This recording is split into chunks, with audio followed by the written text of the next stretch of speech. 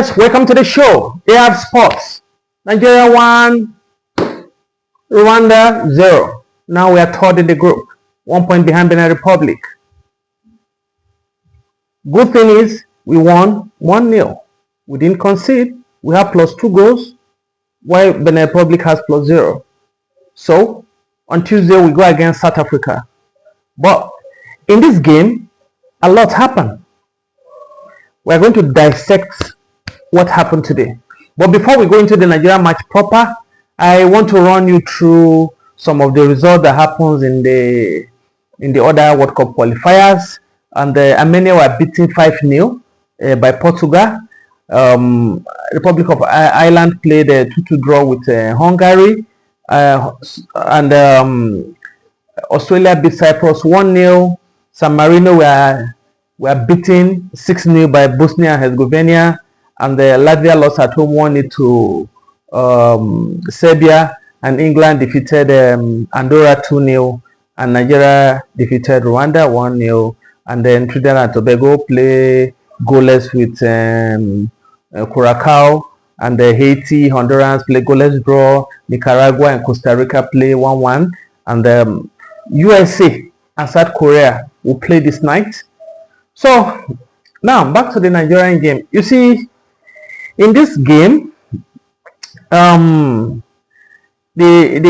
lineup changed from the other game that we played. We have Stanley Nwabali in goal, Olaina in the right fullback, Bruno Nyemachi paired Kevin Bassi, and Benjamin Frederick, the new guy, he was in the lineup. And then we have Frank Onyeka, Wilfred Ndidi, and then we have Simon Moses, Alex Iwobi, and Ademola Lookman, and then we have Victor Osimhen top. And so later on, some guys came in like Cyril Desire, and he came in for Victor Osimhen in the 35th minute.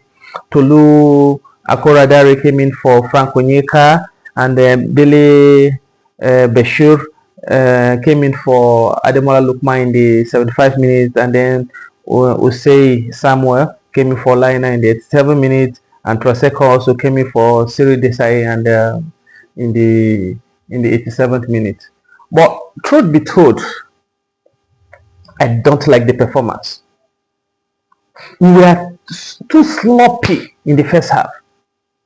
You need to see how this. You need to see the snail movement. We were too sloppy. That wasn't good enough. That wasn't good enough. And let me tell you what happened when you are sloppy in possession. You give the opposing team the opportunity to regroup easily, because some of them, Rwanda came with a mindset of a defensive game, and if they're able to break and get one goal, then fine. Because if Rwanda wins, they also move ahead. That's just what it means. All of them had a desire to, qualify, at least as the best runner-up. Now, we are so sloppy in possession. We play as if there's nothing at stake. And Victor Osimhen was starved of service. And there's one thing I don't also like in the game. The Rwandese, they were rough. Their tackle were no. It was bad. They just injured Osimhen. It was deliberate. They went after him, got him injured. Immediately the guy brought him down. They were giving themselves handshake. Yes, you don't do him. You don't. It's annoying. Unfortunately, there's no VAR, and I'm surprised why there's no VAR there, because if there was VAR, Osimhen goal would have stood. We used stadium for a very long time. What does it cost to install a VAR? Because right now, imagine if Akorodare did not score that one goal, would have been complaining about that goal that Osimhen scored that was not an offside, that was called for offside, that was called as an offside. So I expected us moving forward to at least do the basic. The Akwa Ibom government have done enough to, give us the stadium to use. Then the NFF should go ahead and let's try to install a CCTV. It's very a VAR. It's very, very important, because if you go to North Africa, even in their club side, they have distance. It's very important because you'll be denied so many opportunities. If there was VAR, I believe one or two Rwandese would have been sent off. Because, and that also brings me to the question of our goalkeeper. He lost his temper, which is not good enough. That what he did was not good enough. Nwabali lost his cool. These things, the Rwandese, it was deliberately orchestrated, to provoke our guys. They did it to provoke Victor Osimhen, got him injured, and they took him out. And then the next person, they were targeting the goalkeeper because they knew very well that if you catch any ball, he'll be very quick to throw it, for us to initiate attack. They were doing everything possible to make sure that they get into his skin, and then he fell for it. If there was VAR, he would have been sent off. No sentiment. Because, one, if you are hit, all you need to do is to call for attention. You go down, and then the VAR, everybody will now say, hey, look, this will happen, and then, the VAR will look at it, and then call the ref. You miss so action, come and take a look. And then it would have been dealt with. Unfortunately, there's no VAR. The guy just poked you in the face, and the next thing you just push using all your force, and you push once, you push two, you push. No. That was not good enough. That was not good enough. Not in this condition that the hopes of Nigeria lies on the level of you guys, especially you in the goalpost. You should maintain your cool. That is what professional does. I was wondering if we have a sports psychologist in our team. If we do, honestly, we need to work on this guy. He needs to be worked on.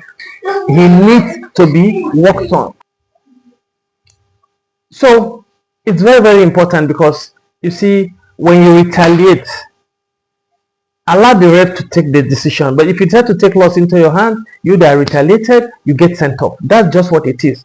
If there was a VAR, that guy would not be in that pitch. He would have been sent off for excessive use of force. It is what it is. He needs to calm down. So I feel many things are beginning to get into his head. He needs to calm down. He's a good goalkeeper. We love him. He needs to calm down. Because at the last AFCON, this guy did very well until he got to that final, and then I just noticed he started misbehaving. He needs to calm down. A lot of things he did there that, if there was VAR in the standard official, if there was VAR, he won't go. He won't be left off it. He needs to calm down. Don't go to South Africa on Tuesday and go and do that, because the home fans now, they know very well that, okay, Nwabali can easily get triggered, and then they will just target him, and then before you know, you pick up a red card, and then you just let the whole nation down. Nwabali, you need to calm down. You need to calm down. That is my advice. Very, very important, because on Tuesday we need that 3 points. Whether in Pretoria, in Durban, or Johannesburg, anywhere their match is played, we need that 3 points. If we get to 13 points, then it will brighten up our chances. And Victor Osimhen, I wish you quick recovery. It's unfortunate the way it ended, but I wish you quick recovery, and I pray it's not something that will keep you out for long. I wish you quick recovery. So, on the whole, we are lethargic. We had some good moments. The keeper made some saves, but then we also have some moments that, come on, like the guy playing the right fullback.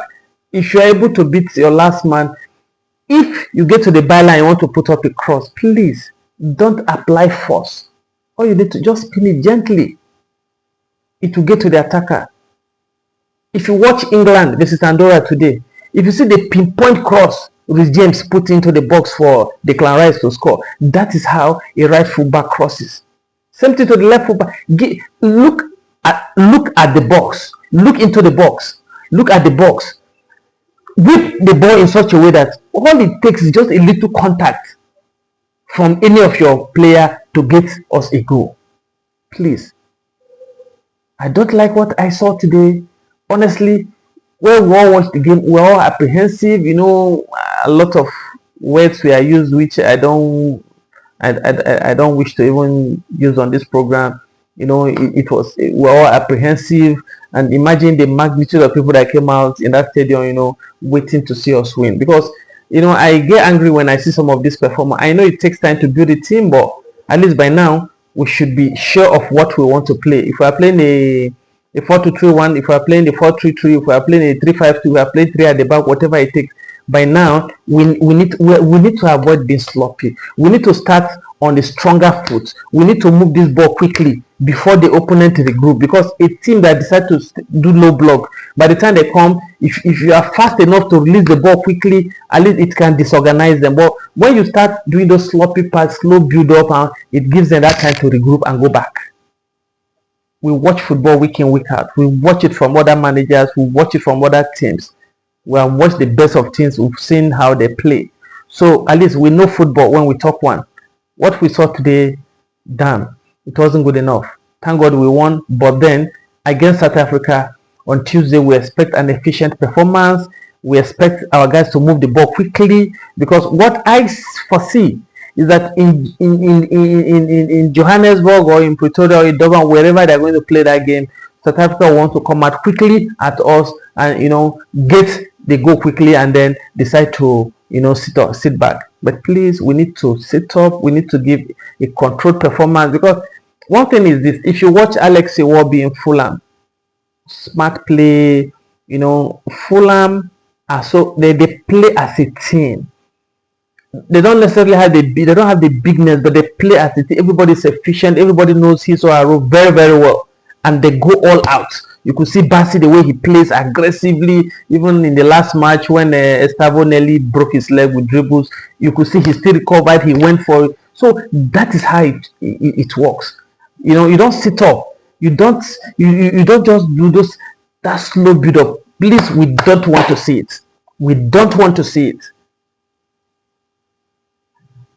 In the good old days, I have watched a Super Eagles team of Peter Rufai in goal, Benny Roja in the left full back, Uche Kejuku and Uche Okafor. I've watched the likes of Mutu Adepoju, Samson Seasia, Emmanuel Amunike, Sunday Olise, if you need the George, Rashidi Ekini. I've watched these guys play. Dana Mokachi, Chidiwan. I've watched these guys play. And I know how efficient they were. When Nigeria defeated Bulgaria, I watched that game live. Nigeria, Argentina, US 94, I watched that game live. Nigeria and Greece, I watched that game live. Even the last game that were eliminated by Italy, I watched that game live. So and even the final of that US 94, I watched them. Even the semis, I make sure I watch as much as I can. So I've watched football over time. What I saw today is a Super Eagles that I struggle to recognize. Ademola Lookman, I pray you forgot what Atlanta did to you. Get it out of your head as quickly as possible so that you can concentrate and play football with happiness. You tried, but then it wasn't working. I hope against South Africa, everything you try, every attempt will result in goal. Same thing with Simon Moses. We wish you guys well. We wish you guys safe trip, and we want result on Tuesday. We want result on Tuesday, and we want a better performance. Even if you guys go and decide to defend, all we want is the 3 point. At this moment, we just want the 3 point. If we had gotten this 3 point against Zimbabwe like this, I think it would have been a different scenario. 6 points at home, we took 4. Good, but we continue from where we stopped. After Germany were beaten by Slovakia in their first game, but still watch out. This same Germany will still qualify. So we are the giant of Africa. We have to prove it. We need to be at the World Cup, because for some of you guys, if you miss this World Cup, you will not be there for the next World Cup, because age-wise, you won't be there. So we need this World Cup. We need to be there, and we must do everything possible to be there. Thank you, guys. Love you as always. I'm Arafat. Don't forget to subscribe. We have achieved our 300. We're heading towards 400. Don't forget to subscribe.